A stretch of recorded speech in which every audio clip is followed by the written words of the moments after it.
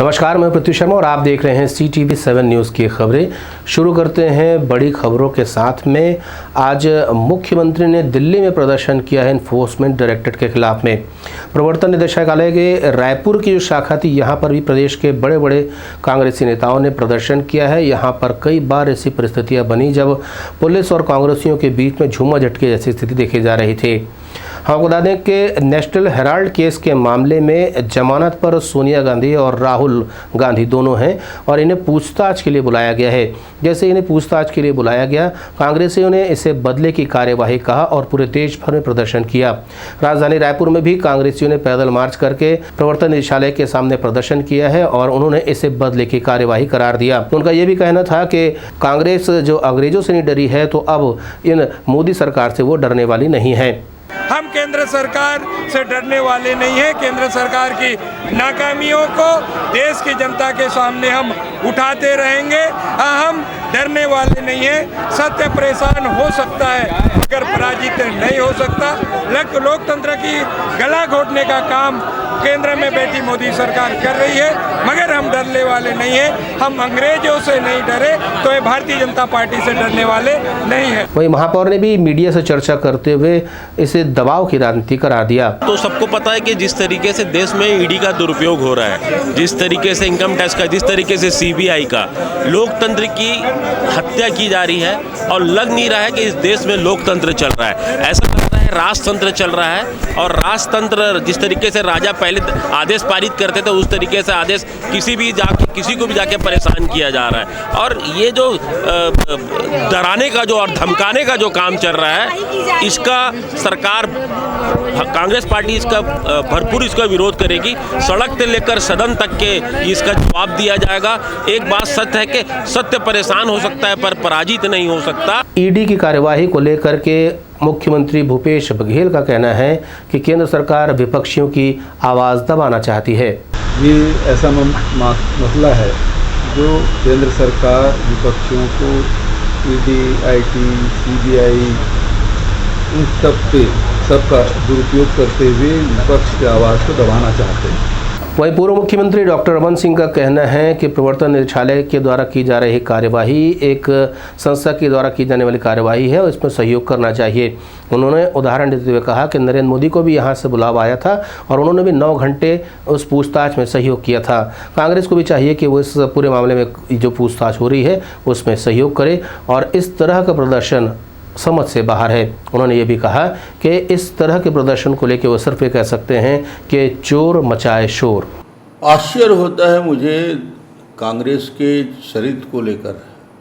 ये वही कांग्रेस है जिसने ये भी देखा कि ईडी के बुलावे में गुजरात के मुख्यमंत्री के नाते मोदी जी को 2 बार बुलाया गया, 9 घंटे बैठाए गए।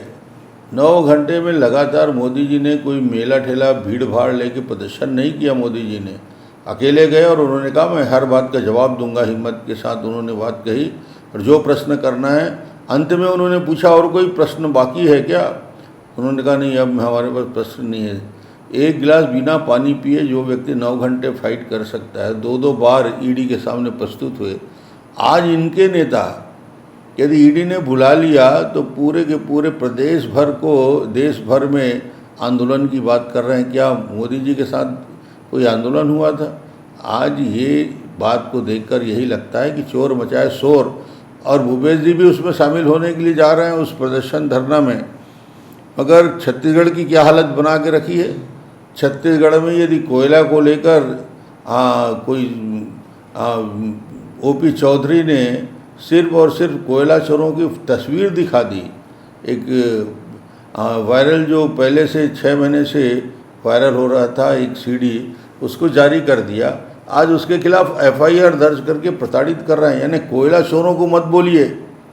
अजीब सरकार है ये छत्तीसगढ़ की कि शराब चोरों को मत बोलिए। राजनांदगांव में छुरिया में विधायक के पति को एट्रोसिटी में अंदर डाल दिया गया। क्या कि वो रेत माफिया और शराब माफिया के खिलाफ वो विधायक आवाज़ उठाती थी। नरेंद्र मोदी सरकार के 8 साल पूरे होने के उपलक्ष्य में देश भर में तरह तरह के अभियान चलाए जा रहे हैं और केंद्र सरकार की अतिमहती योजनाओं को लेकर के भारतीय जनता पार्टी के अलग अलग प्रकोष्ठों द्वारा लोगों तक पहुंच बनाई जा रही है और लोगों को बताया जा रहा है कि किस तरीके से केंद्र सरकार काम कर रही है ताकि अंतिम व्यक्ति तक विकास पहुँच सके। आज आरंग विकास खंड के अंतर्गत बाइक रैली का आयोजन किया गया। अनुसूचित जाति जनजाति प्रकोष्ठ की ओर से ये आयोजित बाइक रैली में बड़ी संख्या में भारतीय जनता पार्टी के कार्यकर्ता शामिल हुए। आरंग से ये रैली प्रारंभ हुई थी और आरंग विकास खंड के विभिन्न गांवों में पहुंच करके कार्यकर्ताओं ने लोगों से मुलाकात की है और केंद्र सरकार की योजनाओं की उन्हें जानकारी दी है। साथ ही साथ प्रदेश सरकार अलग अलग मामलों में किस तरीके से किसान विरोधी हो रही है ये भी उनका कहना था। उन्होंने न सिर्फ केंद्र सरकार का प्रचार प्रसार किया है बल्कि भूपेश सरकार पर भी कई तरह के हमले किए हैं। प्रमुख मार्गों से होते हुए ये बाइक रैली अलग अलग गांवों में पहुंची है और वहां पर भी लोगों से उन्होंने मुलाकात की है। इस दौरान उन्होंने केंद्र सरकार और मोदी को लेकर के जमकर नारेबाजी की। जगदलपुर पुलिस ने राजेश और संदीप नामक 2 युवकों को गिरफ्तार किया है। मिली जानकारी के अनुसार कौसर फातिमा नामक एक महिला से इन्होंने लगभग 87,000 रुपए की ठगी की है। इस टेलीफोनिक ठगी में इन्होंने पूजा पाठ की बात कही थी और पूजा पाठ से सारी समस्याओं का निवारण करने का हवाला दिया था, लेकिन ऐसा कुछ भी नहीं हुआ। महिला ने इसकी शिकायत दर्ज कराई और इनसे पुलिस ने रकम भी बरामद कर ली है। बाद में मीडिया को पुलिस अधीक्षक ने संपूर्ण मामले की जानकारी दी। मामला थाना सिटी कोतवाली जगदलपुर क्षेत्र का है, जहां नवंबर 2021 के दौरान इस मामले की जो प्रार्थियां हैं कौसर फातिमा, उन्हें मामले के अज्ञात आरोपियों के द्वारा जो है पूजा पाठ कर समस्याओं को दूर करने के नाम पर कुल जो है 87,100 रुपये की ऑनलाइन ठगी जो है किया गया था। और इस मामले पर प्रार्थिया के रिपोर्ट पर थाना कोतवाली में 420 IPC और IT एक्ट की धाराओं में अपराध पंजीबद्ध कर अनुसंधान में लिया गया था। दौरान अनुसंधान के ज्ञात हुआ कि मामले के जो आरोपी हैं वो राजस्थान क्षेत्र में उपस्थित हैं।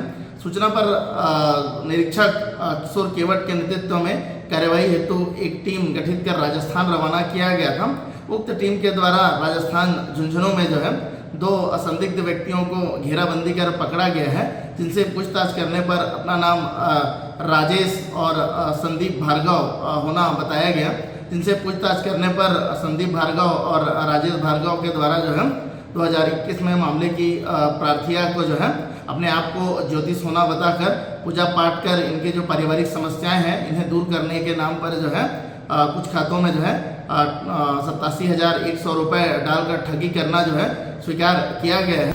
देवनगर थाना पुलिस ने 24 घंटे के भीतर ही एक चोर को गिरफ्तार कर लिया है। मिली जानकारी के अनुसार शॉपर्स पैराडाइज की 3 दुकानों में चोरी हुई थी, जो कि लगभग 17-18 लाख की चोरी बताई जा रही है। CCTV फुटेज खंगालने के बाद में पुलिस ने आरोपी को धर पकड़ा है। मिली जानकारी के अनुसार उड़ीसा का रहने वाला ये आरोपी है, जो इसके पहले भी चोरी के आरोप में गिरफ्तार हो चुका है। देवेंद्र थाना ने लगभग इससे 8.5 लाख रुपए बरामद भी कर लिए हैं। देवेंद्र मार्केट एरिया में 3 दुकानों में चोरी की घटना हुई थी, जिसमें एक होम डेकोर का दुकान था, एक हार्डवेयर दुकान था और एक कपड़े की दुकान थी। तीनों दुकानों में लगभग 12-13 लाख रुपए की चोरी की घटना हुई थी और बड़ी चोरी थी। इसमें वरिष्ठ अधिकारियों के द्वारा घटनास्थल का निरीक्षण किया गया था और एंटी क्राइम साइबर यूनिट की टीम भी इसमें लगी हुई थी। इसमें आसपास के CCTV फुटेज का एनालिसिस किया गया, जिसके आधार पर हमको कुछ जानकारी मिली और एक पुराना आरोपी लोकेश श्रीवास, जो मूलतः कवर्धा का रहने वाला है, उसके ऊपर संदेह हुआ। उससे फिर पूछताछ किया तो पूछताछ में तो पहले उसने इनकार कर रहा था, फिर बाद में धीरे से वो टूट करके घटना करना उसने कबूल किया है और इसके कब्जे से 8.5 लाख रुपए हमको जो चोरी का मसरूका था वो बरामद हो गया है और इससे पूछताछ की जा रही है। लोकेश श्रीवास जो है पुराना आदतन चोर है और पिछले बड़ी बड़ी चोरियों में इन्वॉल्व रहा है, जिसमें विजयनगरम में इसने लगभग 6 किलोग्राम सोना, 3 करोड़ रुपए का सोना चोरी किया था। प्रदेश में लगातार बढ़ते अपराधों को लेकर के पुलिस अधिकारियों की एक बैठक SP प्रशांत अग्रवाल ने ली है और उन्होंने निर्देश दिए हैं कि देर रात को भी वाहन चेकिंग की जाए और आपत्तिजनक स्थिति में अगर कोई मिलता है तो उसकी गिरफ्तारी की जाए। पुलिस चेकिंग के दौरान न सिर्फ गाड़ियों की डिक्की चेक किए जा रहे हैं, कागजात भी चेक किए जा रहे हैं और कुछ युवकों से हथियार तक बरामद हो रहे हैं। पुलिस इन पर कड़ाई से कार्यवाही कर रही है। तो कुछ आपराधिक तत्वों पे लगाम लगाने की कवायद है, जिसके तहत सभी CSPs को, थाना प्रभारी को निर्देशित किया गया है कि जो आपराधिक तत्व हैं उनके ऊपर कार्रवाई लगातार करी जाए और अगले 1 हफ्ते के लिए निर्देश दिया कि अगले 1 हफ्ते जो भी निगरानी बदमाश है, गुंडा बदमाश है, उनको थाने में डेली हाज़िरी के लिए बुलाया जाए अगले 1 हफ्ते, और उनको क्राइम से बचने की, क्राइम नहीं करने की समझाइश दी जाए। उसके लिए अगले 1 हफ्ते हम लोग अभियान चलाएंगे। उसके साथ ही आर्म्स एक्ट और NDPS पे, एक्साइज पे, इस पे कार्रवाई आज भी बहुत सारे लोगों के खिलाफ़ कार्रवाई करी गई है, और ये कार्रवाई भी हम लोग अगले 2-3 दिन अभियान के तौर पे करेंगे, बाकी सतत तो जारी रहता है। छत्तीसगढ़ के सोशल मीडिया में एक वीडियो बहुत तेज़ी से वायरल हो रहा है, जिसे जिंदल के पावर कंपनी का विस्फोट बताया जा रहा है, जबकि ये ऐसा कुछ भी नहीं है। छत्तीसगढ़ के विभिन्न विभागों द्वारा इसके फैक्ट चेक किए गए हैं और ये वीडियो छत्तीसगढ़ का नहीं है। CTV7 आपसे अपील करता है कि इस तरह के भ्रामक वीडियो को फॉरवर्ड ना करें और इस तरह के भ्रामक जानकारियों को फैलाने से बचें। राजधानी रायपुर से लगे हुए आरंग विकास खंड के ग्राम नारा की महिलाओं ने ठान लिया है कि वो अपने गांव को नशा मुक्त करेंगे। इसके लिए वो लगातार अभियान चला रही हैं। स्व सहायता समूह द्वारा भी प्रयास किया जा रहा है कि गांव को पूरी तरीके से अवैध कोचियों द्वारा बेची जा रही शराब से मुक्त कराया जाए। इसके लिए महिलाओं द्वारा शराब कोचियों के घर के सामने धरना प्रदर्शन तक दिया गया। इस तमाम कार्यवाही के दौरान ग्राम पंचायत नारा के सरपंच हेमंत भी उनके साथ में डटे रहे। हम आपको बता दें कि इन तमाम बातों को लेकर के इन महिलाओं ने SDM और पुलिस अधिकारियों को भी ज्ञापन सौंपा है और कार्यवाही करने की मांग की है। उनका कहना है कि गांव में जो शराब बिक रही है अवैध रूप से, उसकी वजह से आने वाली पीढ़ी खराब हो रही है।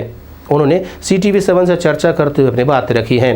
हमारे गाँव सुरक्षा रखना चाहते हैं सर, दारू जुआ चित्ती से मतलब मुक्त रखना चाहते हैं, है ना, सुरक्षा रखना चाहते हैं। तो खबर का प्रयास महिला मन का प्रयास करते हैं। महिला मन चाहत हैं कि जोन बेचत है दारू मन, है ना, ओकर से ओमन ला सूचना भी दे रहे हैं कि बेचा मत। समझावत है गांव के कोई बुजुर्ग मन, तो बात ला मान ला बंद कर दो, मन नहीं मानते हैं। तो क्या बोलना चाहो, जैसे यहाँ शराब हमार गांव हम मतलब सुरक्षित रहा, जो बेचत ना दारू तेरा वो मुक्ति से बंद करवा देवे, अच्छा सुधरे भी। महिला मन भी प्रयास करत हैं, कुछ नहीं चाह का प्रयास करे महिला मन, मतलब दारू जो बेचत ना वो बंद करा दे। इसी अभी सब घर में जाके मतलब मना करे हैं। अब वो अब मना कर दे कि कुहू मन के है कौन जानी सबो गिरहन जेकर यहाँ दारू बेचते कि पता चले होकर यहाँ गिरहन पूरा वहाँ गोदी वाला मन हाँ 250 ही सो ही महिला पुरुष दोनों मिलके ओकर घर में गिरहन सब। ओकर बाद में फिर दारू बेचे के चालू कर दी सो ऐसे पता चली से। और हमन तो अभी प्रयास में हन और 1-2 कोई मिल जही देखत हन ते ओला भी हमारा पूरा बंद करना चाहतन कि एको घर यहाँ दारू मत मिला। काबर छोटे बच्चा मन बिगड़ा थे दारू नशा से, एक से पूरा बंद होना चाहिए दारू वारू हमारे गाँव में। जो पता चल ही ना एक आध तो आगे कार्यवाही हुई। वहीं सरपंच से जब चर्चा की गई तो उनका कहना था कि ग्राम पंचायत नारा बहुत तेज गति से विकसित हो रहा है। यहाँ पर पेयजल के लिए काफ़ी अच्छा काम हुआ है। CC रोड के निर्माण की वजह से आवागमन भी काफ़ी सुलभ हुआ है और शिक्षा आदि का स्तर भी काफ़ी तेजी से बढ़ रहा है। लेकिन कुछ असामाजिक तत्वों द्वारा यहाँ पर अवैध शराब और गांजा की बिक्री की जा रही थी, जिसको लेकर के उन्होंने अपना विरोध जाहिर किया है। मेरे द्वारा पहले मैंने तो ग्राम सभा का बैठक इकट्ठा किया, उसके बाद पंचायत का मीटिंग लिया और नशा गांजा दारू शराब जुआ इनके संबंध में गांव वाले से विचार विमर्श किया। उन लोगों से सहयोग लिया, उन लोगों से बोला कि आगे कार्रवाई के लिए क्या किया जाए करके। वो बोले कि हम आपके साथ में हैं। महिलाएं भी साथ देने को तैयार हो गई और अभी फिलहाल हमारे साथ करीब 250-300 के बीच में महिलाएं ने उन दारू कोचियों के घर में जा कर के दमबीस दिया और धरना प्रदर्शन किया। अगर ये लोग नहीं मानेंगे तो और हम लोग आगे कार्रवाई करेंगे करके हमने ज्ञापन दिया। SP को ज्ञापन दिया, CSP को दिया, मुख्यमंत्री को दिया, प्रभारी मंत्री को दिया और देने वाले हैं आगे। अपने क्षेत्र के मंत्री C डहरिया को दिया, थाना में कई बार दिया, आवेदन दिया और थाने वाले अच्छे से कार्रवाई कर रहे हैं। अभी तो हमारे गांव का 3 कोचिया जेल के अंदर हवा खा रहे हैं। युवाओं को हम साथ लेकर चलेंगे कि युवाएं अच्छा कर्म करें, अच्छा मतलब काम करें और ये गंदा नशा मुक्त से मुक्त रहें और गांव के विकास में हमारा सहयोग करें। और यहाँ के क्षेत्र की महिलाओं ने भी अपना मोर्चा संभाल लिया है और वो भी कार्यवाही करा रही हैं।